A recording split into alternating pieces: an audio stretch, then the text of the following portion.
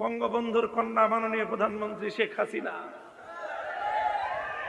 আমি আপনার জন্য মামুনুল হক শাইখুল হাদিসের সন্তান এই যুগে সেই ভূমিকা পালন করতে চাই। আমি আপনাদেরকে একটা হাদিস শোনাই, আমার এই হাদিস ওলামায়ে কেরাম বিশেষভাবে শুনবেন। আমার এই হাদিস, আমার আজকের বক্তব্য শাসক বর্গের ঘনিষ্ঠ ব্যক্তিবর্গ যারা আছে তারা শুনবেন, লক্ষ্য করবেন, বুঝবার চেষ্টা করবেন। আমাকে পছন্দ না হলে যেই হুজুর পছন্দ হয় সেই হুজুরের কাছ থেকে হাদিসের ব্যাখ্যা শুনে নেবেন।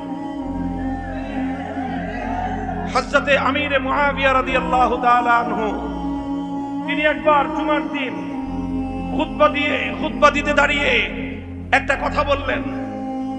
আল মালু মালুনা ওয়াল ফাইউ ফাইউনা,